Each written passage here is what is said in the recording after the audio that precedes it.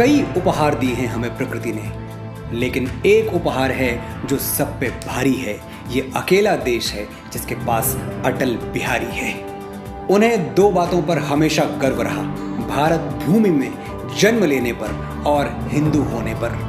अटल जी अपना परिचय कुछ यूं दिया करते थे। मैं वीर पुत्र, मेरी जननी के जगती में जौहर अपार। अकबर के पुत्रों से पूछो, क्या याद उन्हें मीना बाजार? क्या याद उन्हें चित्तौड़ दुर्ग में जलने वाली आग प्रखर, जब हाय सहस्त्रों माताएं तिल तिल जलकर हो गईं अमर। वो बुझने वाली आग नहीं, रग रग में उसे समाये हूं। यदि कभी अचानक फूट पड़े विप्लव लेकर तो क्या विस्मय। हिंदू तनमन, हिंदू जीवन, रग रग हिंदू मेरा परिचय। प्रकृति ने भारतवर्ष को बहुत कुछ दिया है। ये दुनिया का अकेला देश है जहां गंगा जैसी पावन नदी बहती है, जहां पर्वतराज हिमालय प्रहरी की तरह आठों पहर हमारी सुरक्षा करता है। ये दुनिया का अकेला देश है जहां सचमुच मिट्टी में अमृत है। इतिहास कहता है कि समुद्र मंथन से निकला हुआ अमृत 4 जगहों पर छलक पड़ा था। वो चारों नगर हरिद्वार, प्रयाग, नासिक और उज्जैन इसी भारत भूमि पर हैं। कई उपहार दिए हैं हमें प्रकृति ने, लेकिन एक उपहार है जो सब पे भारी है। ये अकेला देश है जिसके पास अटल बिहारी है। था नहीं, क्योंकि युग पुरुषों के बारे में कभी भूतकाल में बात नहीं करते। ये उनके अवतरण का अपमान है। अटल बिहारी हैं। उस दिन नहीं रहेंगे जब दिवाकर पूर्व से उगना और पश्चिम में अस्त होना छोड़ देगा। तब तक इस भारत भूमि के कण कण में अटल हैं। मैं एक साधारण सा लेखक और वक्ता हूं, लेकिन सौभाग्य यह है कि दुनिया के बड़े बड़े मंचों पर मुझे बोलने के मौके मिले हैं। बहुत प्रशंसाएं भी मिली हैं, लेकिन एक कॉम्प्लीमेंट है जिसके आगे मैं आदर से सर झुका देता हूं। कई बार मैंने सुना कि आपकी वाणी में अटल सुनाई देते हैं।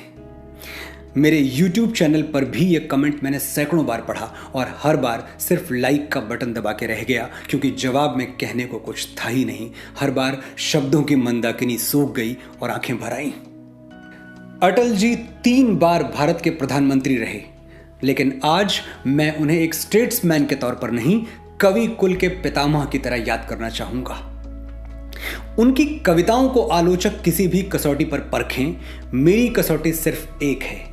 कवि ने जो लिखा, क्या उसके जीवन में भी वो दिखा?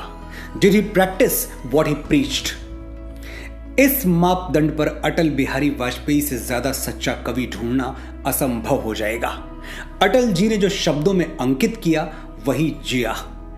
राजनीति में होने की बहुत बड़ी शर्त है अवसरवादी होना, वो बोलना जो सबको प्रिय लगे। लेकिन अटल जी पहले कवि थे, फिर कुछ और। इसीलिए उन्होंने कभी घुमा फिरा कर बात नहीं की। अपने व्यक्तित्व के बारे में उनकी घोषणाएं अटल रहीं। उन्हें 2 बातों पर हमेशा गर्व रहा, भारत भूमि में जन्म लेने पर और हिंदू होने पर। शायद आधे अधूरे सेक्युलर लोगों के लिए यह बात समझनी मुश्किल हो, लेकिन सोच के देखिए, क्या वो बेटा इज्जत के लायक है जो दूसरों की मां के कदम चूमे लेकिन अपनी मां को पहचानने से इनकार कर दे? हम दुनिया में हर धर्म का सम्मान करते हैं, सर्वधर्म समभाव में विश्वास रखते हैं, वसुधैव कुटुंबकम का मंत्रोच्चार करते हैं, लेकिन इसके लिए ये जरूरी तो नहीं कि हम अपना कुल, वंश और परंपरा त्याग दें, अपने शिराओं में बहते हुए रक्त को झुठला दें। अटल जी अपना परिचय कुछ यूं दिया करते थे। हिंदू तनमन, हिंदू जीवन, रग रग हिंदू मेरा परिचय। मैं शंकर का वह क्रोधानल कर सकता जगती छार छार। डमरू की वह प्रलय ध्वनि हूं जिसमें नचता भीषण संहार। रणचंडी की अतृप्त प्यास, मैं दुर्गा का उन्मत्त हास। मैं यम की प्रलयंकार पुकार, जलते मरघट का धुआंधार। फिर अंतरतम की ज्वाला से जगती में आग लगा दूं मैं। यदि धधक उठे जल थल अंबर जड़ चेतन तो कैसा विस्मय। हिंदू तनमन, हिंदू जीवन, रग रग हिंदू मेरा परिचय। मैं आदि पुरुष निर्भयता का वरदान लिए आया भू पर, पय पीकर सब मरते आए, मैं अमर हुआ लो विष पीकर। अधरों की प्यास बुझाई है पीकर मैंने वो आग प्रखर, हो जाती दुनिया भस्म सात जिसको पल भर में ही छूकर। भय से व्याकुल फिर दुनिया ने प्रारंभ किया मेरा पूजन, मैं नर नारायण नीलकंठ बन गया न इसमें कुछ संशय। हिंदू तन मन हिंदू जीवन रग रग हिंदू मेरा परिचय। मैं अखिल विश्व का गुरु महान देता विद्या का अमर दान, मैंने दिखलाया मुक्ति मार्ग मैंने सिखलाया ब्रह्म ज्ञान। मेरे वेदों का ज्ञान अमर मेरे वेदों की ज्योति प्रखर, मानव के मन का अंधकार क्या कभी सामने सका ठहर। मेरा स्वर नभ में गहर गहर सागर के जल में छहर छहर, इस कोने से उस कोने तक कर सकता जगती सौरभ मैं। हिंदू तन मन हिंदू जीवन रग रग हिंदू मेरा परिचय। मैं तेज पुंज तमलीन जगत में फैलाया मैंने प्रकाश, जगती का रच करके विनाश कब चाहा है निज का विकास।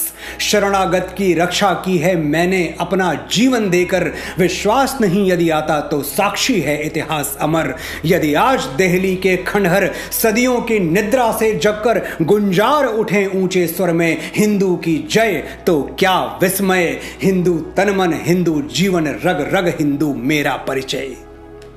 दुनिया के वीराने पथ पर जब जब नर ने खाई ठोकर, दो आंसू शेष बचा पाया जब जब मानव सब कुछ खोकर। मैं आया तभी द्रवित होकर मैं आया ज्ञान दीप लेकर, भूला भटका मानव पथ पर चल निकला सोते से जगकर। पथ के आवर्तों से थककर जो बैठ गया आधे पथ पर, उस नर को राह दिखाना ही मेरा सदैव का दृढ़ निश्चय। हिंदू तन मन हिंदू जीवन रग रग हिंदू मेरा परिचय। मैंने छाती का लहू पिला पाले विदेश के क्षुधित लाल, मुझको मानव में भेद नहीं मेरा अंतस्थल वर विशाल। जग के ठुकराए लोगों को लो मेरे घर में खुला द्वार, अपना सब कुछ हूं लुटा चुका फिर भी अक्षय है धनागार। मेरा हीरा पाकर ज्योतित परकियों का वह राज मुकुट, यदि इन चरणों पर झुक जाए कल वह किरीट तो क्या विस्मय। हिंदू तन मन हिंदू जीवन रग रग हिंदू मेरा परिचय।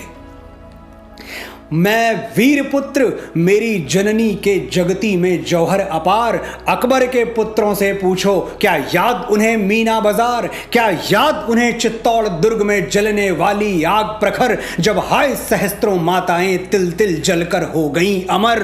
वह बुझने वाली आग नहीं रग रग में उसे समाये हूं, यदि कभी अचानक फूट पड़े विप्लव लेकर तो क्या विस्मय। हिंदू तन मन हिंदू जीवन रग रग हिंदू मेरा परिचय।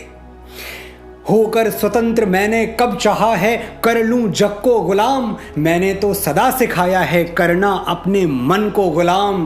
गोपाल राम के नामों पर कब मैंने अत्याचार किए, कब दुनिया को हिंदू करने घर घर में नरसंहार किए।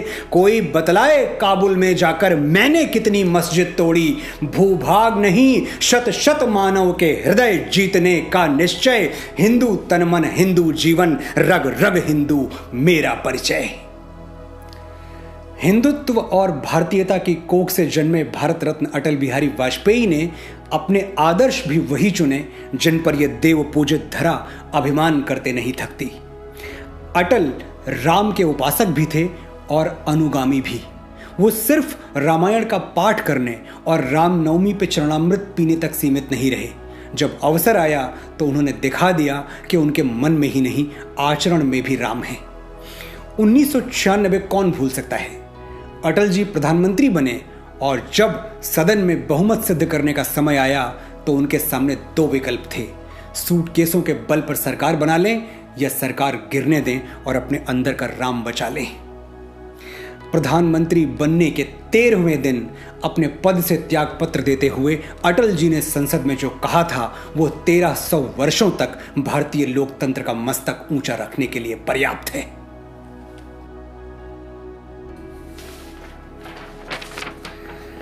मुझ पर आरोप लगाया गया है और ये आरोप मेरे हृदय में घाव कर गया है। आरोप ये है कि मुझे सत्ता का लोभ हो गया है। 40 साल से मैं सदन में हूं, विपक्ष में भी रहा, सत्ता में भी रहा, लेकिन कभी सत्ता के मुंह में गलत काम करने को तैयार नहीं हुआ। पार्टी तोड़कर, अनुचित गठबंधन करके अगर सत्ता हाथ में आती है तो मैं ऐसी सत्ता को चिमटे से छूना भी पसंद नहीं करूंगा।